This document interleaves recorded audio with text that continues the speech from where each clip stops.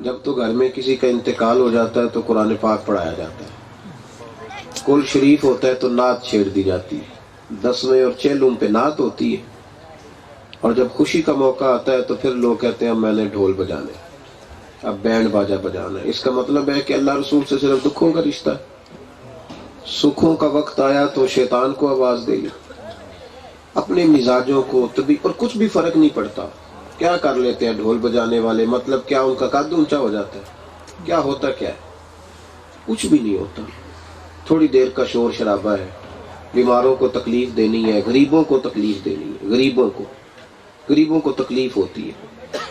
جس آدمی کے گھر میں اس کی اماں کی دوائی کے پیسے نہیں نہ ہوتے، وہ جب دیکھتا ہے نا کہ لوگ شادیوں پہ کئی لاکھ اڑا رہے ہیں، کئی لاکھ اڑا رہے ہیں وہ شادیوں پہ، اسے تکلیف ہوتی ہے کہ یار میرے بچے کی تو فیس بھی کوئی نہیں، تو یہ کیا کرنا ہے؟ تو یہ غریبوں کو ستایا جاتا ہے۔ اس لیے کوئی ایسا کام نہ کریں جس سے اللہ رسول ناراض ہو۔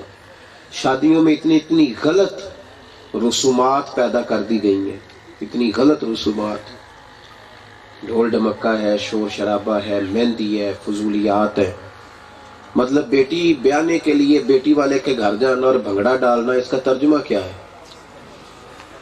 بیٹی لینے گئے ہیں نا، تو بیٹیاں تو عزت سے لائی جاتی ہیں، آپ وہاں بھنگڑا ڈال رہے ہیں، نوجوان شور کر رہے ہیں، یہ بیٹی والے کی عزت ہے کہ توہین ہے؟ پھر ذرا آگے دیکھیں آپ، جوان بچیوں کے ہاتھوں میں پھولوں کی پلیٹیں دے کے کھڑا کر دیا جاتا ہے، دولہے کے ساتھ بوڑھے لوگ ہوتے ہیں،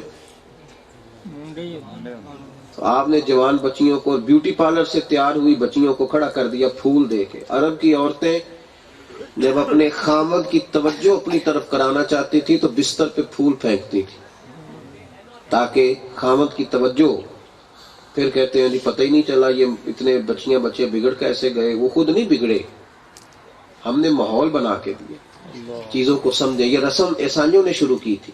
صاحب فتوح الشام علامہ واقدی نے لکھا ہے کہ جب حضرت سعد بن ابی وقاص رضی اللہ تعالیٰ عنہ قادسیہ فتح کرنے کے لیے گئے نا، حضرت عمر فاروق رضی اللہ تعالیٰ عنہ کے زمانہ مبارکہ میں، تو ایک شہر ایسا آیا جس کی عمارتیں بڑی خوبصورت تھیں، بلڈنگیں بڑی حسین تھیں، تو چھتوں پہ لوگ بڑے غور سے بلڈنگیں دیکھتے تھے۔ 10,000 سپاہی تھے حضرت سعد بن ابی وقاص کے ساتھ۔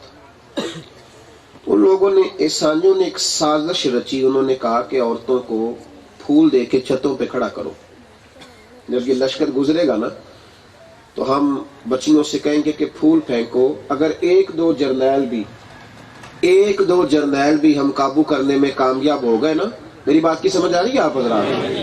ایک دو جرنل بھی، ایک دو بڑا مجاہد بھی اگر گمراہ ہو گیا تو بات بن جائے گی۔ وہ عورتیں چھتوں پہ کھڑی تھی پھول پھینکنے کے لیے، سب سے آگے حضرت سعد بن ابی وقاص رضی اللہ تعالیٰ عنہ۔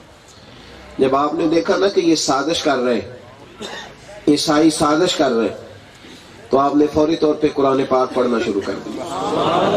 کہا مومنوں تمہیں پتہ ہے نا کہ اللہ فرماتا ہے جب تم گزرو تو نظریں جھکا کے گزرو۔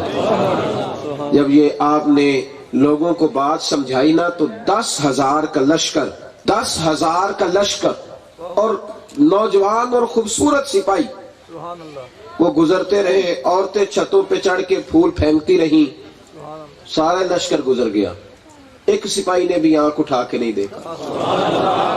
ان عورتوں نے پلیٹیں پھینکی اور کہنے لگی عیسائیوں سے تم کتنے گندے ذہن کے مالک ہو کہ تم مسلمانوں کو گمراہ کرنے کے لیے عورتوں کا استعمال کرتے ہو، اور وہ کتنے عزت دار ہیں جنہوں نے نظر اٹھا کے نہیں دیکھا۔ تم بھی جھوٹے ہو اور تمہاری باتیں بھی سچی ہیں، اب ساری ہم محمد عربی کا کلمہ پڑھیں گی، رسول اللہ کی۔ تو انہوں نے یہ کام سٹارٹ کیا، ہمارے پاس کدھر سے آ گیا؟